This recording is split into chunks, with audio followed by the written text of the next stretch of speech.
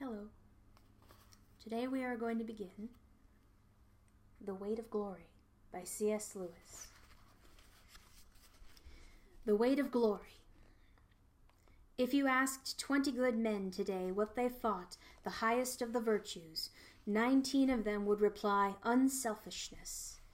But if you had asked almost any of the great Christians of old, he would have replied love. You see what has happened. A negative term has been substituted for a positive, and this is of more than philological importance. The negative idea of unselfishness carries with it the suggestion, not primarily of securing good things for others, but of going without them ourselves, as if our abstinence and not their happiness was the important point. I do not think this is the Christian virtue of love. The New Testament has lots to say about self-denial, but not about self-denial as an end in itself. We are told to deny ourselves and to take up our crosses in order that we may follow Christ, and nearly every description of what we shall ultimately find if we do so contains an appeal to desire. If there lurks in most modern minds the notion that to desire our own good and earnestly to hope for the enjoyment of it is a bad thing, I submit that this notion has crept in from Kant and the Stoics and is no part of the Christian faith. Indeed, if we consider the unblushing promises of reward and the staggering nature of the rewards promised in the Gospels, it would seem that our Lord finds our desires not too strong but too weak. We are half-hearted creatures, fooling about with drink and sex and ambition, when infinite joy is offered us, like an ignorant child who wants to go on making mud pies in a slum because he cannot imagine what is meant by the offer of a holiday at the sea. We are far too easily pleased. We must not be troubled by unbelievers when they say that this promise of reward makes the Christian life a mercenary affair. There are different kinds of rewards. There is the reward which has no natural connection with the things you do to earn it, and is quite foreign to the desires that ought to accompany those things. Money is not the natural reward of love. That is why we call a man mercenary if he marries a woman for the sake of her money. But marriage is the proper reward for a real lover, and he is not mercenary for desiring it. A general who fights well in order to get a peerage is mercenary. A general who fights for victory is not, victory being the proper reward of battle as marriage is the proper reward of love. The proper rewards are not simply tacked on to the activity for which they are given, but are the activity itself in consummation. There is also a third case which is more complicated. An enjoyment of Greek poetry is certainly a proper and not a mercenary reward for learning Greek.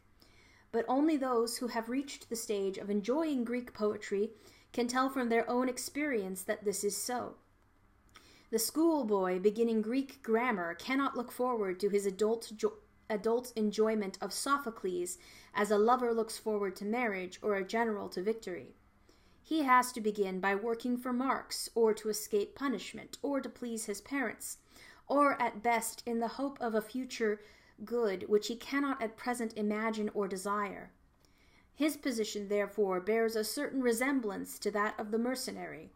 The reward he is going to get will, in actual fact, be a natural or proper reward, but he will not know that till he has got it.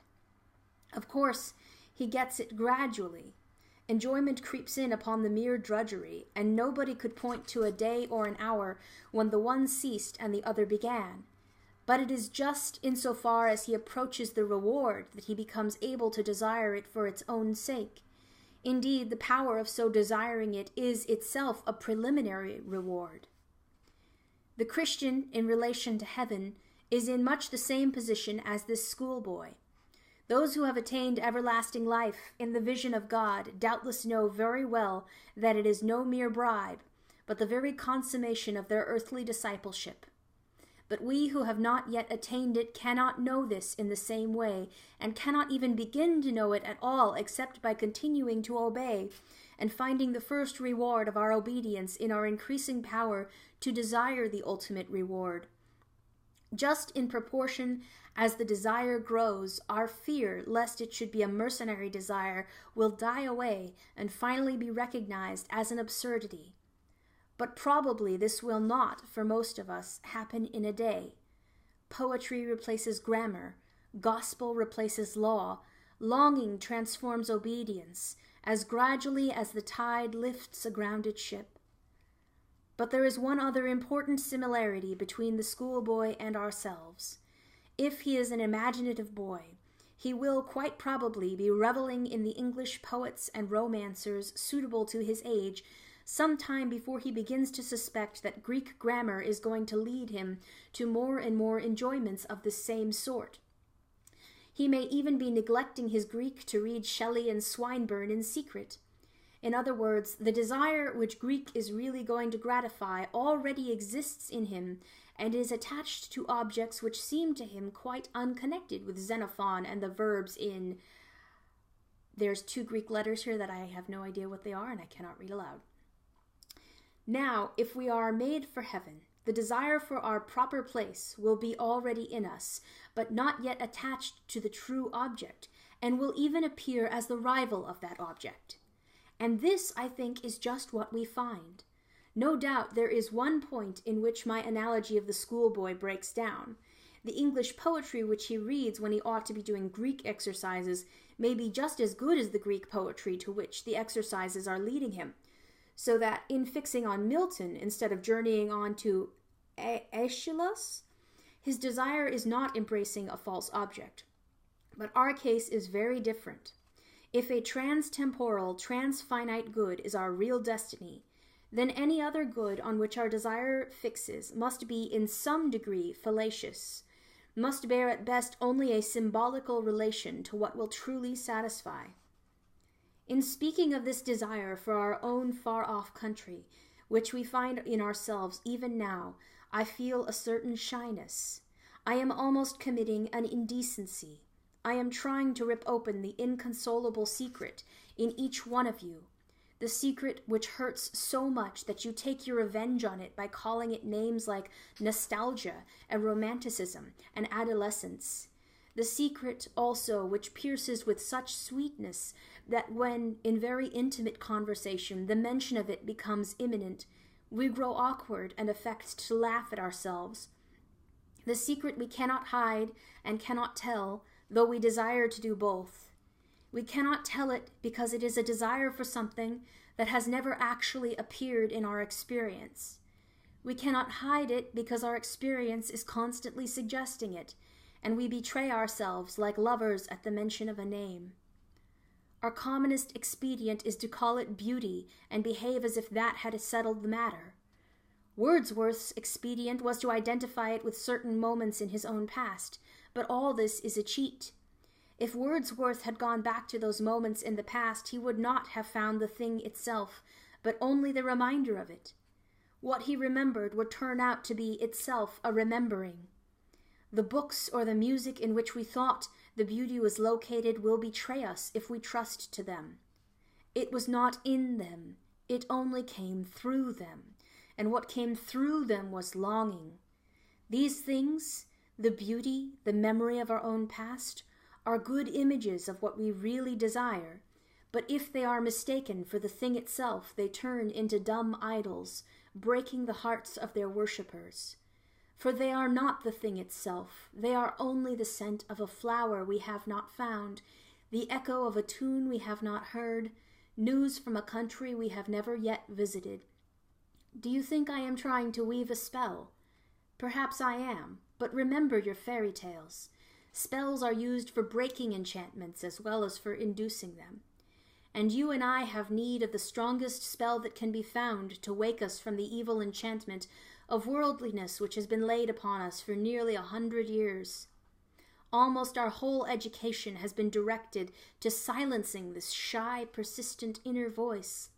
Almost all our modern philosophies have been devised to convince us that the good of man is to be found on this earth. And yet, it is a remarkable thing that such philosophies of progress or creative evolution themselves bear reluctant witness to the truth that our real goal is elsewhere. When they want to convince you that earth is your home, notice how they set about it. They begin by trying to persuade you that earth can be made into heaven, thus giving a sop to your sense of exile in earth as it is. Next, they tell you that this fortunate event is still a good way off in the future, thus giving a sop to your knowledge that the fatherland is not here and now. And finally, lest your longing for the transtemporal should wake and spoil the whole affair, they use any rhetoric that comes to hand to keep out of your mind the recollection that even if all the happiness they promised could come to man on earth, yet still each generation would lose it by death, including the last generation of all, and the whole story would be nothing, not even a story, forever and ever. Hence all the nonsense that Mr. Shaw puts into the final speech of Lilith, and Bergson's remark that the élan vital is capable of surmounting all obstacles, perhaps even death, as if we could believe that any social or biological development on this planet will delay the senility of the sun or reverse the second law of thermodynamics. Do what they will, then, we remain conscious of a desire which no natural happiness will satisfy. But is there any reason to suppose that reality offers any satisfaction to it? Nor does the being hungry prove that we have bread. But I think it may be urged that this misses the point. A man's physical hunger does not prove that man will get any bread. He may die of starvation on a raft in the Atlantic. But surely a man's hunger does prove that he comes of a race which repairs its body by eating and inhabits a world where eatable substances exist. In the same way, though I do not believe, I wish I did, that my desire for paradise proves that I shall enjoy it, I think it a pretty good indication that such a thing exists and that some men will. A man may love a woman and not win her, but it would be very odd if the phenomenon called falling in love occurred in a sexless world. Here, then, is the desire, still wandering and uncertain of its object, and still largely unable to see that object in the direction where it really lies. Our sacred books give us some account of the object. It is, of course, a symbolical account. Heaven is, by definition, outside our experience, but all intelligible descriptions must be of things within our experience. The scriptural picture of heaven is therefore just as symbolical as the picture which our desire, unaided, invents for itself.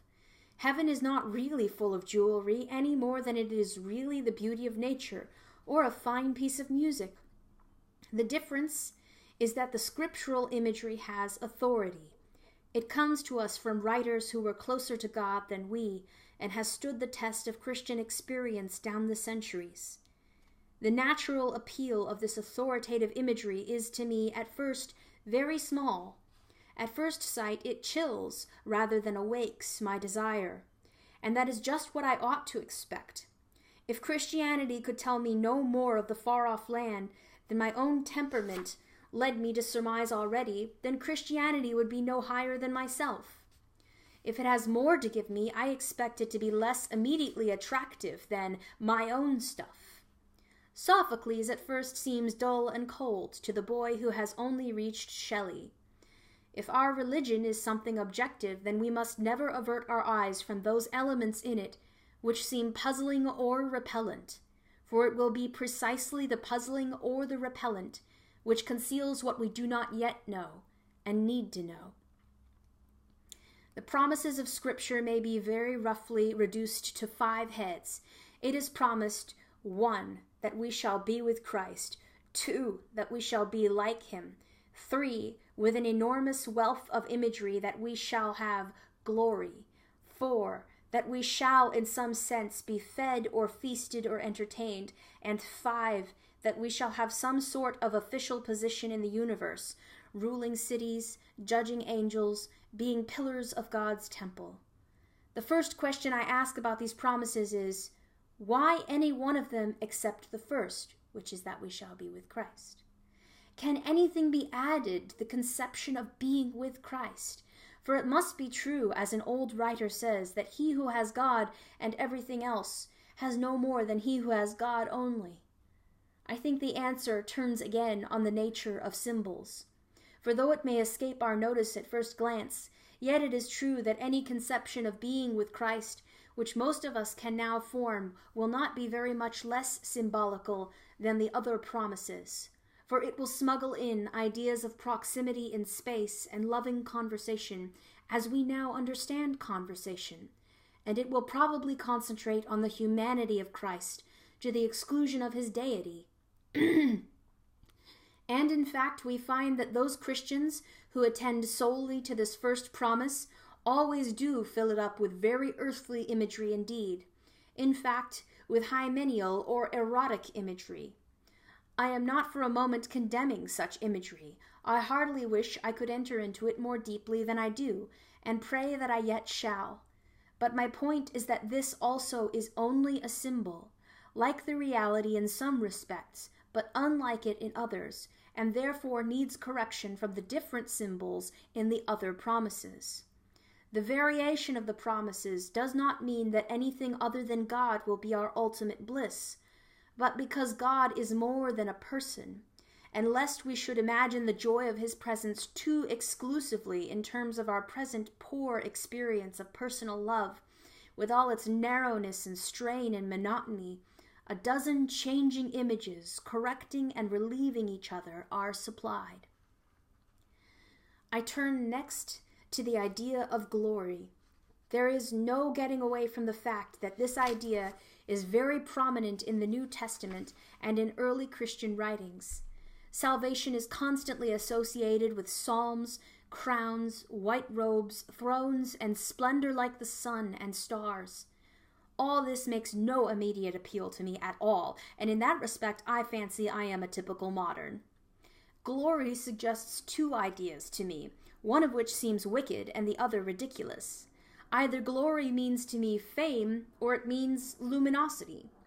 As for the first, since to be famous means to be better known than other people, the desire for fame appears to me as a competitive passion, and therefore of hell rather than heaven.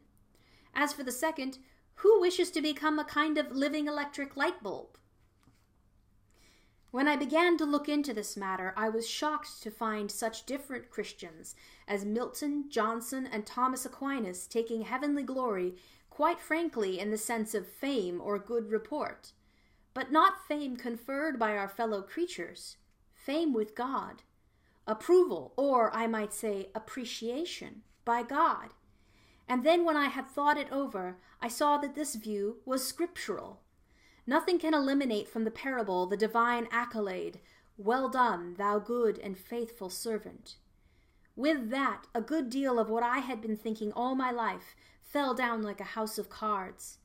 I suddenly remembered that no one can enter heaven except as a child, and nothing is so obvious in a child, not in a conceited child, but in a good child, as its great and undisguised pleasure in being praised. Not only in a child, but even in a dog or a horse, apparently what I had mistaken for humility had all these years prevented me from understanding what is in fact the humblest, most childlike, most creaturely of pleasures, nay, the specific pleasure of the inferior, the pleasure of a beast before men, a child before its father, a pupil before his teacher, a creature before its creator. I am not forgetting how horribly this most innocent desire is parodied in our human ambitions, or how very quickly in my own experience the lawful pleasure of praise from those whom it was my duty to please turns into the deadly poison of self-admiration. But I thought I could detect a moment, a very, very short moment before this happened, during which the satisfaction of having pleased those whom I rightly loved and rightly feared was pure. And that is enough to raise our thoughts to what may happen when the redeemed soul, beyond all hope and nearly beyond belief, learns at last that she has pleased him whom she was created to please. There will be no room for vanity then. She will be free from the miserable illusion that it is her doing. With no taint of what we should now call self-approval, she will most innocently rejoice in the thing that God has made her to be. And the moment which heals her old inferiority complex forever will also drown her pride deeper than Prospero's book. Perfect humility dispenses with modesty. If God is satisfied with the work may be satisfied with itself. It is not for her to bandy compliments with her sovereign. I can imagine someone saying that he dislikes my idea of heaven as a place where we are patted on the back. But proud misunderstanding is behind that dislike. In the end, that face, which is the delight or the terror of the universe, must be turned upon each of us, either with one expression or with the other, either conferring glory inexpressible or inflicting shame that can never be cured or disguised. I read in a periodical the other day that the fundamental thing is how we think of God. By God himself it is not. How God thinks of us is not only more important, but infinitely more important. Indeed, how we think of him is of no importance, except insofar as it is related to how he thinks of us. It is written that we shall stand before him, shall appear, shall be inspected. The promise of glory is the promise, almost incredible and only possible by the work of Christ, that some of us, that any of us who really chooses, shall actually survive that examination, shall find approval, shall please God. To please God, to be a real ingredient in the divine happiness, to be loved by God, not merely pitied, but delighted in, as an artist delights in his work, or a father in a son. It seems impossible, a weight or a burden of glory which our thoughts can hardly sustain, but so it is. And now, notice what is happening. If I had rejected the authoritative and scriptural image of glory and stuck obstinately to the vague desire, which was at the outset my only pointer to heaven, I could have seen no connection at all between that desire and the Christian promise. But now, having followed up what seemed puzzling and repellent in the sacred books, I find, to my great surprise, looking back, that the connection is perfectly clear. Glory, as Christianity teaches me to hope for, turns out to satisfy my original desire, and indeed to reveal an element in that desire which I had not noticed. By ceasing for a moment to consider my own wants, I have begun to learn better what I really wanted. When I attempted a few minutes ago to describe our spiritual longings, I was omitting one of their most curious characteristics. We usually notice it just as the moment of vision dies away, as the music ends, or as the landscape loses the celestial light. What we feel then has been well described by Keats as the journey homeward to habitual self. You know what I mean. For a few minutes we have had the illusion of belonging to that world. Now we wake to find that it is no such thing. We have been mere spectators. Beauty has smiled, but not to welcome us. Her face was turned in our direction, but not to see us. We have not been accepted, welcomed, or taken into the dance. We may go when we please. We may stay if we can. Nobody marks us.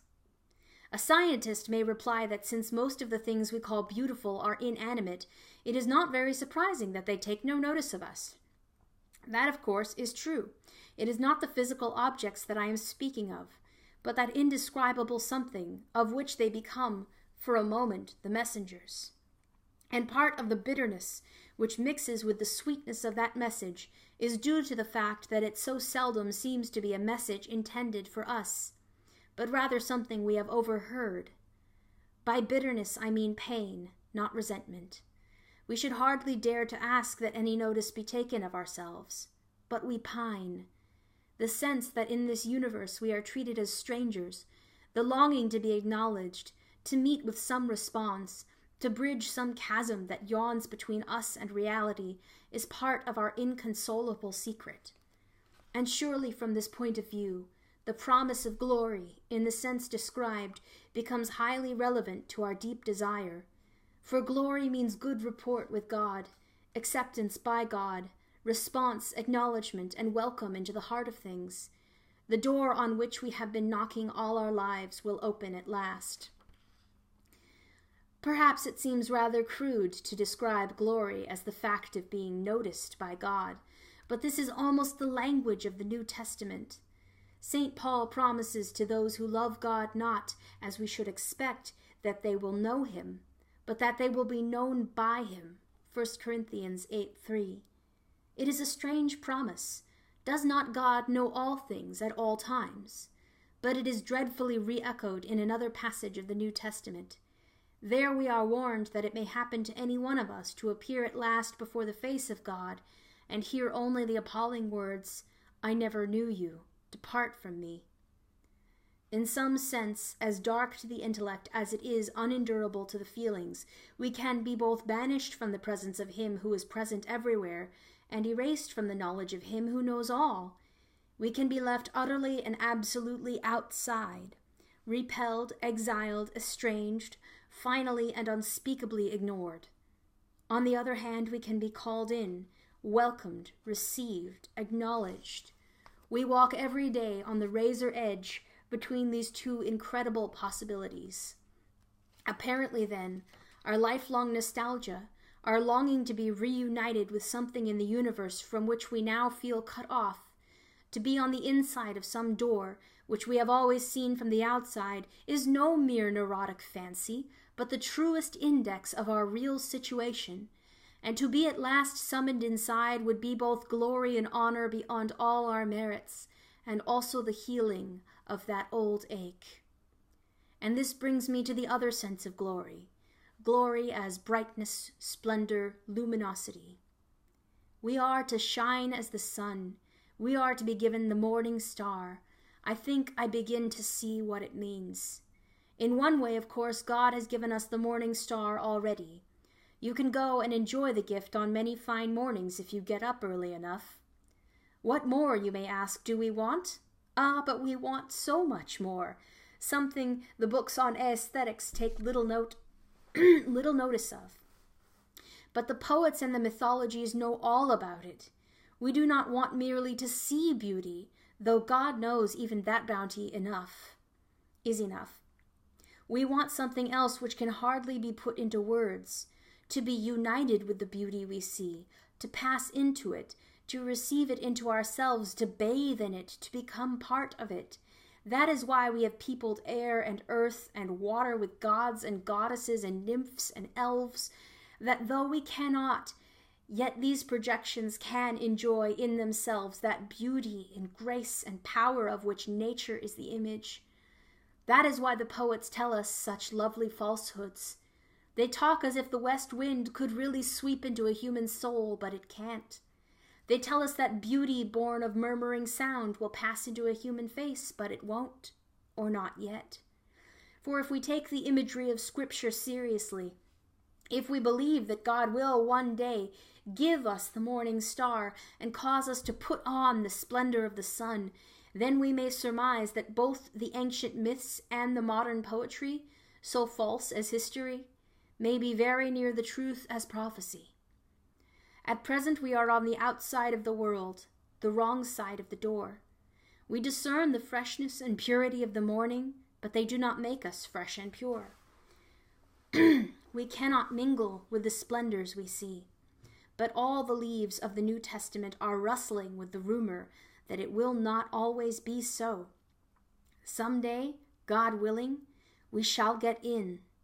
When human souls have become as perfect in voluntary obedience as the inanimate creation is in its lifeless obedience, then they will put on its glory, or rather that greater glory of which nature is only the first sketch. For you must not think that I am putting forward any heathen fancy of being absorbed into nature. Nature is mortal. We shall outlive her. When all the suns and nebulae have passed away, each one of you will still be alive. Nature is only the image, the symbol, but it is the symbol Scripture invites me to use.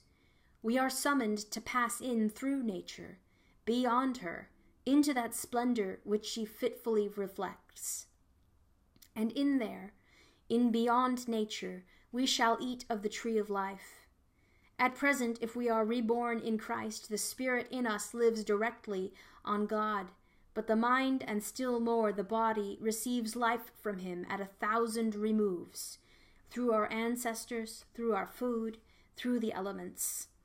the faint, far-off results of those energies which God's creative rapture implanted in matter when he made the worlds, are what we now call physical pleasures. And even thus filtered, they are too much for our present management.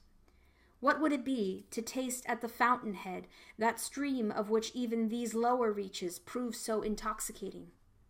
Yet that, I believe, is what lies before us. The whole man is to drink joy from the fountain of joy. As St. Augustine said, the rapture of the saved soul will flow over into the glorified body.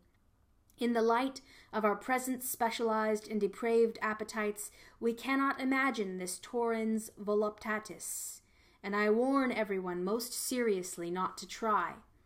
But it must be mentioned, to drive out thoughts even more misleading, thoughts that what is saved is a mere ghost, or that the risen body lives in numb insensibility. The body was made for the Lord, and these dismal fancies are wide of the mark. Meanwhile, the cross comes before the crown, and tomorrow is a Monday morning. A cleft has opened in the pitiless walls of the world, and we are invited to follow our great captain inside. The following him is, of course, the essential point. That being so, it may be asked what practical use there is in the speculations which I have been indulging. I can think of at least one such use. It may be possible for each to think too much of his own potential glory hereafter. It is hardly possible for him to think too often or too deeply about that of his neighbor. The load or weight or burden of my neighbor's glory should be laid on my back, a load so heavy that only humility can carry it, and the backs of the proud will be broken. It is a serious thing to live in a society of possible gods and goddesses, to remember that the dullest and most uninteresting person you can talk to may one day be a creature which, if you saw it now, you would be strongly tempted to worship, or else a horror and a corruption, such as you now meet, if at all, only in a nightmare. All day long we are, in some degree, helping each other to one or other of these destinations. It is in the light of these overwhelming possibilities, it is with the awe and the circumspection proper to them, that we should conduct all our dealings with one another, all friendships, all loves, all play, all politics. There are no ordinary people. You have never talked to a mere mortal. Nations, cultures, arts, civilizations, these are mortal, and their life is to ours as the life of a gnat. But it is immortals whom we joke with, work with, marry, snub, and exploit. Immortal horrors or everlasting splendors. This does not mean we are to be perpetually solemn. We must play. But our merriment must be of that kind, and it is, in fact, the merriest kind, which exists between people who have, from the outset, taken each other seriously. No flippancy, no superiority, no presumption. And our charity must be a real and costly love, with deep feeling for the sins in spite of which we love the sinner. No mere tolerances or indulgences which parodies love as flippancy parodies merriment. Next to the blessed sacrament itself, your neighbor is the holiest object presented to your senses. If he is your Christian neighbor, he is holy in almost the same way, for in him also Christ vere latitat, the glorifier and the glorified, glory himself, is truly hidden.